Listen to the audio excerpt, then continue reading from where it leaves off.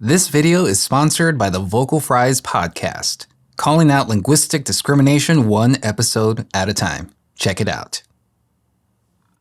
Welcome back, party people. Mike here with the Social Life of Language, and today we'll be constructing a biography of a worldview, what is known as the Deficiency Perspective, also known as deficit thinking, which is the view that always assumes that people of color are perpetually lacking something, whether it's intelligence or language competence or morality or even good hygiene. There have been hundreds, probably thousands of publications that utilize this lens or critique it for what it actually is, a sophisticated pile of white supremacist BS. In this video, I'll be drawing from one main book, The Evolution of Deficit Thinking, edited by Richard Valencia. And this book has chapters from tons of different scholars. For this video, we will be adopting a major assertion of this book as a whole, that being, science is adjusted to meet political needs. We'll get to see over and over how easily science and scientists adapt their research for any given political purpose, making deficit thinking damn near impossible to kill. So, what's deficit thinking?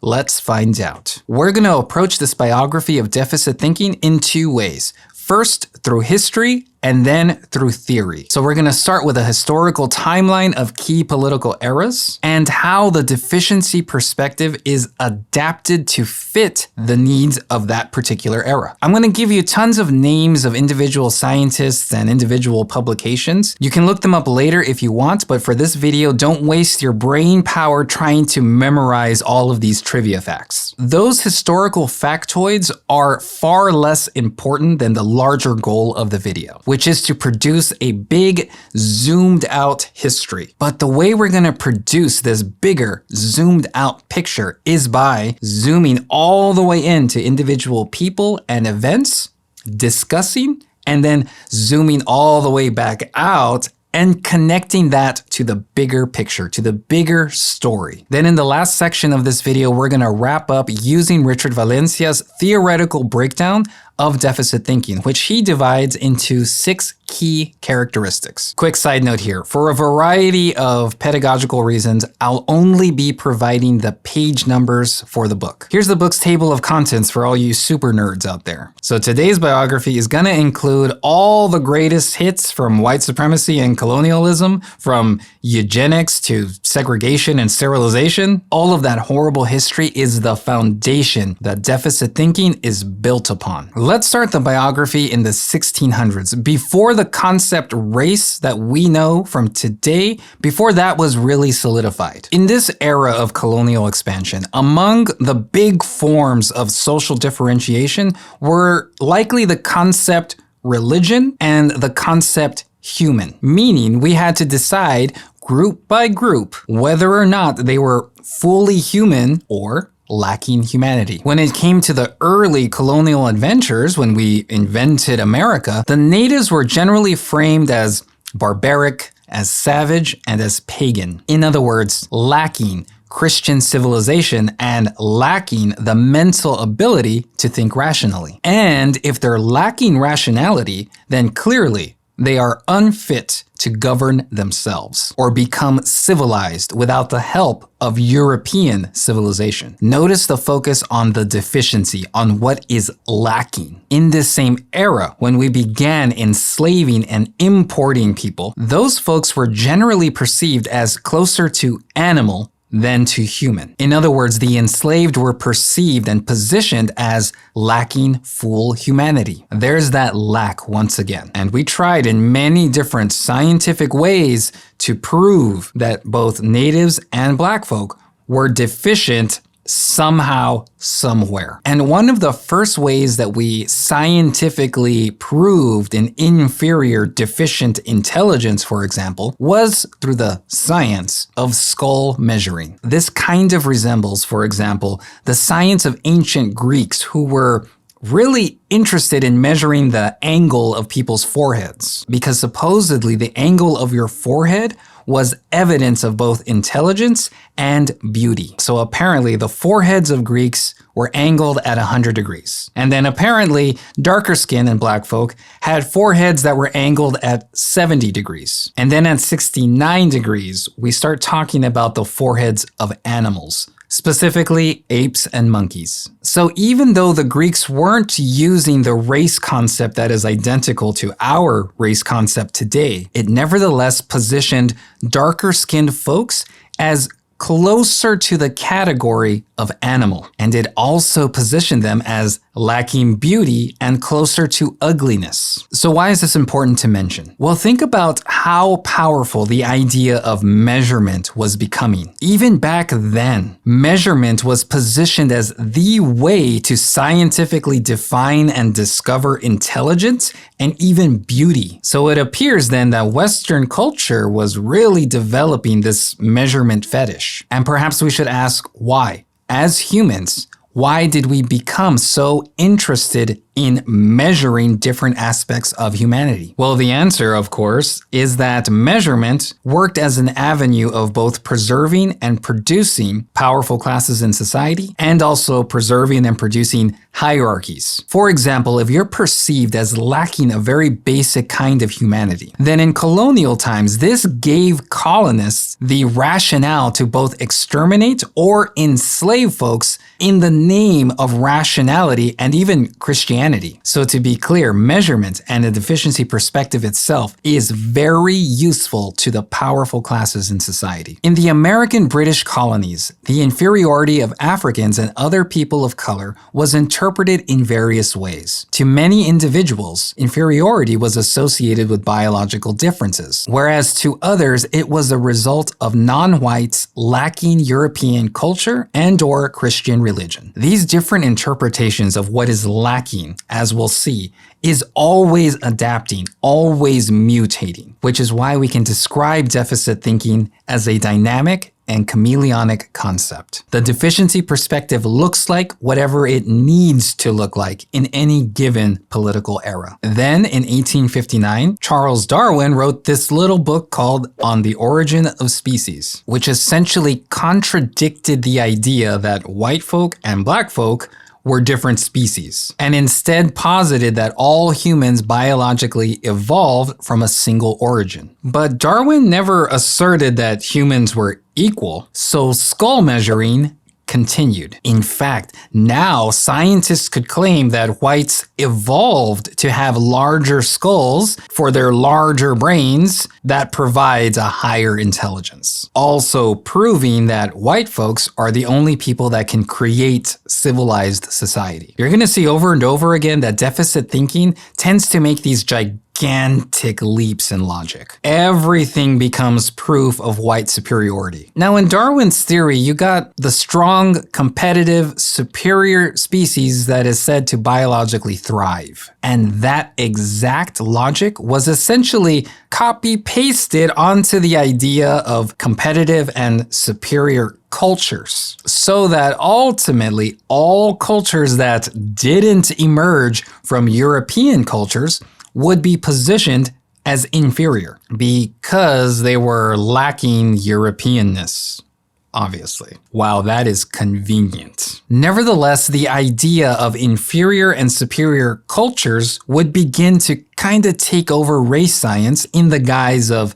social Darwinism, where the most fit and superior cultures would rightfully and naturally dominate society. And this was especially true when white culture wanted to stay in power post-emancipation. Social Darwinism was used to explain social stratification. Those groups of people who were wealthier, brighter, and moral, compared to the poor, intellectually dull, and immoral, were in such privileged positions because of their alleged fitter genetic constitutions. Given the new hereditarian doctrines that appeared at the turn of the 20th century, it was not a huge leap for scholars to conclude that inherited intelligence caused one's social status. This is about the time when a new kind of science started emerging, one that privileged hereditary bloodlines, which I turn to next. So what is hereditarian doctrine? Well, long story short, it says that you are born with abilities that are fixed in nature. In other words, stuff like intelligence is said to be fixed and unchangeable, passed down through genes. Many agree that this turn towards hereditarianism began with the publication of Sir Francis Galton's book, Hereditary Genius: An Inquiry into Its Laws and Consequences, published in 1870. First question, was Galton racist? Well, here's a line from his book. The mistakes the Negroes make in their own matters were so childish, stupid, and simpleton-like as frequently to make me ashamed of my own species. Okay, so not a fan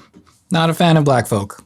Eventually, this hereditarian doctrine would become the underlying set of beliefs that helped legitimize eugenics research, which was an explicit attempt to breed superior white humans and also stopping the reproduction of inferior humans, which meant sterilizing people. In fact, American eugenics science and the practice of sterilization would come to inspire another little historical figure you might have heard of, Adolf Hitler. That's right, folks. It was America that can be credited as the first modern nation to employ eugenics as social policy. And by 1958, the United States had already conducted mass sterilizations of over 60,000 people. And this type of thinking was also playing footsie with another approach to this kind of hereditary science, and that would be Mendelian genetics. This is the scientific approach that we still learn in our 8th grade science courses, where you see one plant bred with another plant, where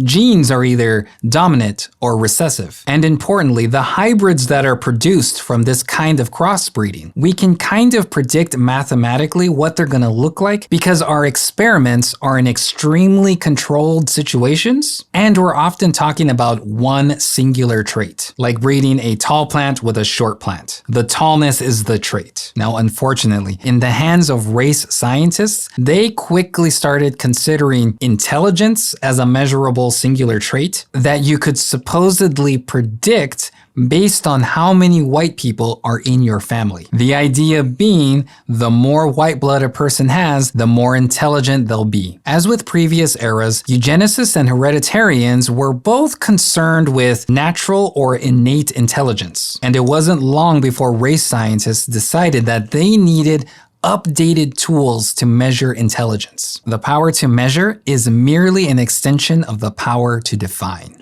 By around 1905, we developed our first individual and small group intelligence tests. And from here, scientists invented the intelligence quotient, also known as your IQ. The general consensus of those race psychologists at the time believed intelligence was fixed at the point of conception, constant over the life cycle, and unalterable to environmental influences. Meaning, you are born with what you are born with. Doesn't matter if you were born into a racist, segregated society and forced to live in abject poverty. None of that mattered. You are born with what you are born with, period. Your intellect caused your poverty. Period. That was essentially the traditional orthodox version of deficit thinking at the time. By 1917, intelligence testing was already being used in schools, but we started mass intelligence testing first on almost 2 million Army recruits. And these test results were thought to determine who should be in the leadership structure of the military. Another way to say this would be that the IQ test, under the guise of science, was used to establish and legitimize military hierarchies, with the most fit at the top. As usual, invoking science was the quick and easy way to make sure that your research was taken seriously. Again, science is adjusted to meet political needs. That statement is something most people do not agree with, because we are taught since kindergarten that science is objective. And we pretend like researchers are robots in a science lab, completely isolated from society. In reality, though,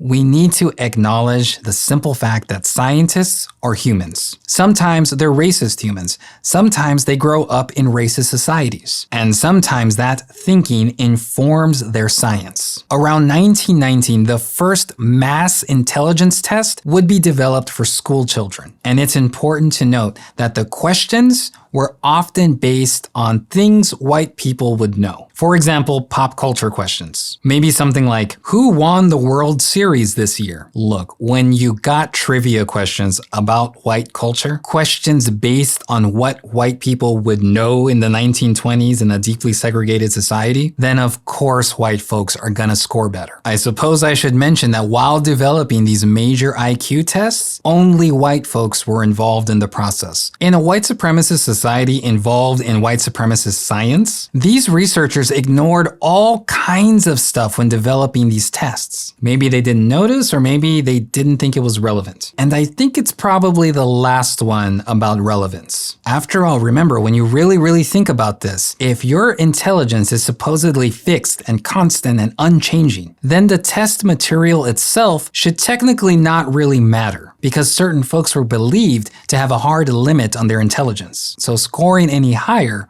would technically be impossible. So between 1950 and 1930, tons of IQ tests were conducted comparing white folks to essentially every other group. Black folks, Mexicans, Native Americans, Asian Americans, and the conclusion? White folks are intellectually superior to non-white folks. It also didn't take long for scientists to conclude that black folk with lighter complexions were smarter than black folk with darker complexions. Because, of course, light skin was evidence of whiteness somewhere along your hereditary bloodline, meaning lighter skinned folks inherited white intelligence. Let's look at a couple more examples of this kind of clumsy and biased pseudoscience. In another utterly ridiculous scenario, which is covered in the book Mental Difference in Certain Immigrant Groups, various immigrants with differing English language capabilities were all tested. Now, if you're doing research, you want to eliminate certain variables just like this. Obviously, everyone should know English while taking an English test. Or maybe in a different example, you wouldn't compare test scores of 6th and 7th graders to the test scores of 4th, 5th, and 6th graders. Obviously, we gotta eliminate as many of those variables as possible. Maybe we should only test 6th graders, right? That's pretty obvious. Well, this scientist compared the test scores of 6th and 7th grade white students to the test scores of non-white students that were in 4th, 5th, and 6th grade. So yeah, there's that. Oh, but it would also be really stupid to give a test in English to folks who don't really know English. I mean, knowing the language is kind of a major variable. Well, to this white scientist, he just completely dismissed language as a variable. He claimed it was not language but ability that brought out the lower scores. Again, remember, if your intelligence is fixed and unchanging, you should technically score the same no matter what kind of test you're given. It doesn't matter what language it's in. Look, if you're guided by the deficiency perspective, where you expect non-white folks to be inferior, then variables don't matter to you. They will do badly on any test no matter what. And I'm not exaggerating here, but you're gonna see this disregard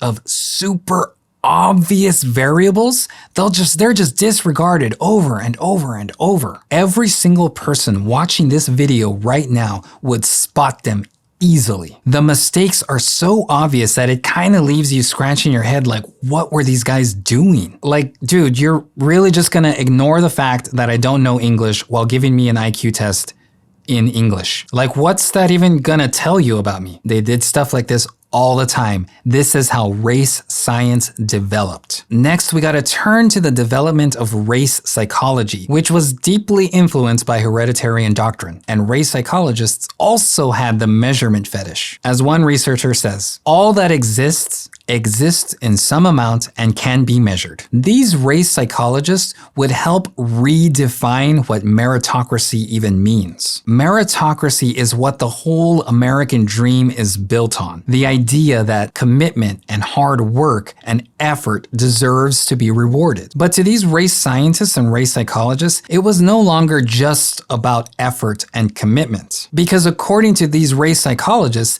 the effort and commitment was limited by or equal to your natural hereditary ability. But how did they get to this conclusion? Here we need to spend a little bit of time thinking about the scientific method that psychologists were using at the time. In the United States, we learn a version of this scientific method in middle school, where you see a problem, you hypothesize, you experiment, and then you draw conclusions. In race psychology, they were influenced by behavioral scientists who had their own version of the scientific method to describe, to explain, to predict behavior, and finally, to suggest modifications. Those modifications would come in highly oppressive forms. Stuff like differentiated curriculum for school children. For example, you might have all the Mexican girls funneled into home economics courses and childcare classes, and then you'd have the Mexican boys all tracked into unskilled or semi-skilled vocational programs. Look, if you're perceived as supposedly having all these kinds of natural limitations and natural deficiencies, then your effort and commitment to the American dream will be limited by those natural limitations and deficiencies.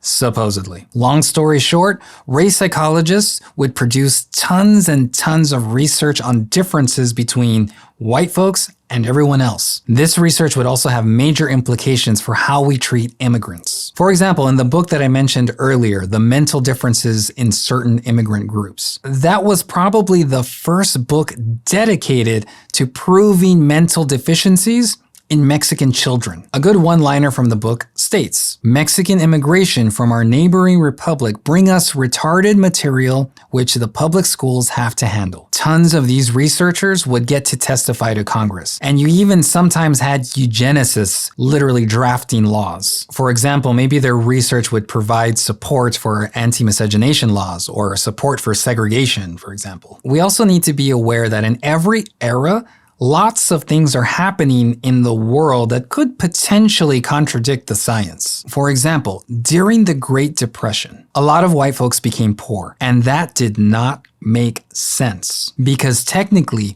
whites are supposed to automatically have a superior culture produced by their superior biology. So technically, according to race science, white poverty should not exist. Then we had World War II, where we actually got to see where eugenics research would take us. And I imagine that at least some racist white folks and scientists were able to see that racial genocide is probably not good. Probably bad. Now, in this video, what I've provided so far was a neat little story out of tons and tons of things that were happening at the same time. And I was kind of focusing on the science that promoted intelligence testing. But educational historians must be cautious, however, in giving credit to intelligence tests as sole forgers of inequality. To do so would be a failure to understand that educational oppression during the era of the genetic pathology theory was fueled by the collective mind of a fundamentally unequal society that viewed, through a deficit thinking lens, the educability of low SES children of color as being very limited. When you perceive a people as having a fixed, deficient racial nature, that means you already formulated the results of your experiment way before you even conducted it. But slowly and over time, as science evolves, as an era's racial common sense loosens, more and more studies started highlighting the extremely biased and flawed nature of all eugenics research, especially how those scientists were just ignoring these super crucial variables for the purpose of proving what they already believed, that white people are superior. And also more and more research began to show that it's actually class and not race that is a better predictor of higher test scores. Now, if you're one of the hereditarian scientists, that's a major problem. But not to worry, science always evolves to meet political needs. This is when deficit thinking scholars started saying, actually, non-white folks have inferior and deficient cultures, and it's their deficient culture that determines their deficient intelligence. So that's convenient, but now they had to figure out new scientific ways to study and measure deficient cultures, which I turn to next. As damaging as anthropological research has been to colonize people and people of color in general, many scholars generally point to Franz Boas as a major figure in the downfall of race science. He was one of the first white men to repeatedly attack race science, publishing tons of work from 1911 to the mid-1940s. And notice that he's alive during the time of the hereditarians and the social Darwinists. Now, does it matter that Boas was a white man? I would say it definitely does. Because white hereditarian thinkers and white eugenicist scholars, yeah, they're not going to be paying attention to black scholarship. Because to the white scholars, it would likely be read as automatically deficient, automatically inferior to the work of white scholars. But Boas was a powerful figure and probably difficult to ignore. He had many students and a really prestigious position at Columbia University. Clearly, Boas was not perfect and he made a lot of questionable statements, but we should also remember that he had many students that would continue his anti-hereditarian and anti-eugenic scholarship. His mission was clear: debunk the idea that cultural difference was the result of innate biological racial difference. His work would really bring history and social environment into the conversation. For example, one of his famous books was The Mind of Primitive Man, published in 1911. Now, aside from the weird title, his conclusion was different histories explain different cultures.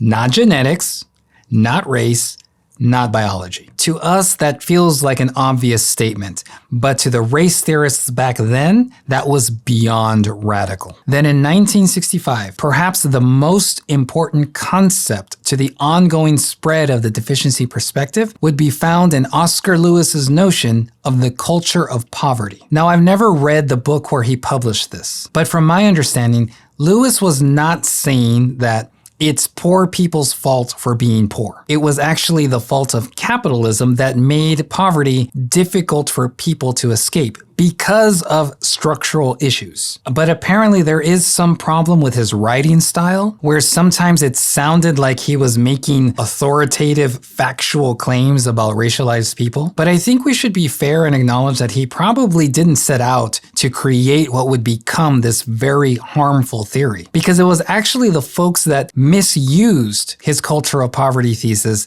that took the concept into these really racist directions. Honestly, today, the culture of poverty thesis is still with us, and it's become very useful to politicians. For anyone wanting to indict the poor, the culture of poverty theory is a powerful metaphor that spawns a sweeping, holistic image. It provides public policymakers and the general public with a relatively non-technical, yet scientific way to categorize and characterize all poor people. Before, it was deficient natures cause deficient cultures. Now, it's deficient cultures cause deficient intellectual natures. And of course, ignoring things like racism, segregation, anti-immigrant sentiment, global politics, linguistic differences, etc., etc. All of that dismissed by all the folks really wanting to keep non-white people in their place. So anthropology gave us some early white anti-racist thinkers like Boas. But once something is published, that's it. You can't really control how it will be interpreted. And you also can't control what people are going to do with your theory. That's kind of what happened with the culture of poverty thesis. We should also mention that during this era in the 1960s, the white supremacist masterpiece named the Moynihan Report was also published, which claimed there was a tangle of pathology in the black family. And this document was used to guide tons of policy. So what kinds of things does the Moynihan Report say? At the center of the tangle of pathology is the weakness of the black family structure. Unless this damage is repaired, all the effort to end discrimination and poverty and injustice will come to little. If you notice, he said something more extreme than even his contemporaries. He offered a sequence to what should be fixed first. According to this report, the black family structure needed to be fixed first. Then we can fix racism and poverty. In other words, he is saying that racism and poverty have no effect on families. This is a perfect case of blaming the victim. And it does so not just by ignoring social variables, but by explicitly saying that racism, segregation, poverty, all of that is not important. So right at the time when all these critiques of old scholarship was coming out, when people were saying, guys, you all ignored these massive variables, which makes your research trash. Now you got this major publication saying, actually, we should have ignored all those variables all along because they're not important. Again, science always adapts. Now, this line of thought would be adapted into different versions of the same idea. You got notions of cultural deprivation in sociology and anthropology. You got inadequate socialization in psychoanalysis. You got accumulated environmental deficits from cognitive development theory. Each one of those approaches or lenses blames stigmatized cultures and the families within those cultures as the cause of oppression and poverty. One of the most harmful conclusions that came from race psychologists was the idea that certain kinds of social upbringings caused irreversible, permanent damage, just the way that hereditarian thinkers believed in a fixed nature that comes from nature. More recent scholarship believed in a fixed nature that comes from culture. Bottom line, if you believe racial natures are fixed and irreversible, then there are technically no solutions. There's no way to fix what is wrong. And what's also implied here is that there is also no point in fixing racism. And there is no point to giving the poor any kind of governmental assistance because nothing will change anyways. And predictably, that's exactly what kinds of things that the new deficit thinkers will start saying. In 1994, we had a major publication called The Bell Curve, a very popular and trendy book that is a return to full-blown hereditarian thinking. And it even cites some of the trash pseudoscience that we've been talking about today. Most critics of that book say that it is nearly identical to the hereditarian research done 100 years ago. One critic even called it hate literature with footnotes. And what's also dangerous about this book is it makes dystopic claims for the future, which are of course the fault of low intelligence people. This book, The Bell Curve, has all of the white supremacist things. In fact, we should look at what this book's solution is to ending poverty and ending low intelligence. Their solution is to pull welfare funds away from poor folks and give it to the intelligent classes to make them more intelligent by better funding their schools. But also there should be an effort to breed intelligent folks with other intelligent folks. But what about all the dumb people? What happens to them? Well, the Bell Curve book predicts that the United States will need to construct what they describe as modern or high-tech Indian reservations specially made for the low intelligence people. So apparently they believe it's going to be necessary to return to segregation or even a full-blown apartheid. The fact that this book is so popular is what makes it so dangerous. And we should also address another pop culture figure, a modern-day cultural icon who supports both hereditarianism and eugenics. I'm of course talking about Donald Trump. This guy always brags about how smart he is and how smart his family is because of their good genes. Good genes, very good genes, okay? One of the smartest people in the history of MIT, in my blood. A man named Henry Ford, good bloodlines, good bloodlines. Good genes, you have good genes. You know, I'm proud to have that German blood, there's no question about it. Great stuff. The best genes I've ever seen. Those genes! He also wants to stop immigrants from poisoning the blood of Americans.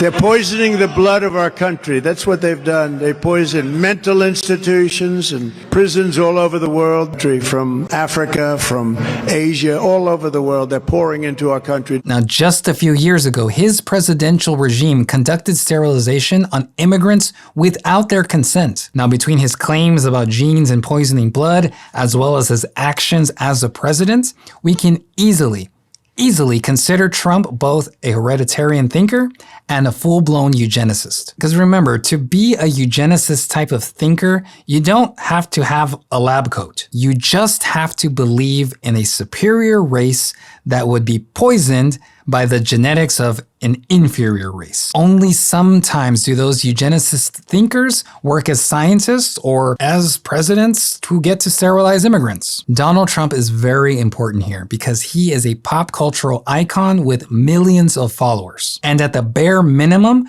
we can agree that most of the Republican electorate, the people who vote, most of them appear totally fine ignoring his hereditarian and eugenicist thought. I'm gonna say that's probably bad. To close out this video, I wanna get a bit nerdy about the deficiency perspective, why it looks the way it does, and also how to identify it in society. Luckily, the editor of this book, Richard Valencia, he has offered us a very clear and simple theoretical framework to use.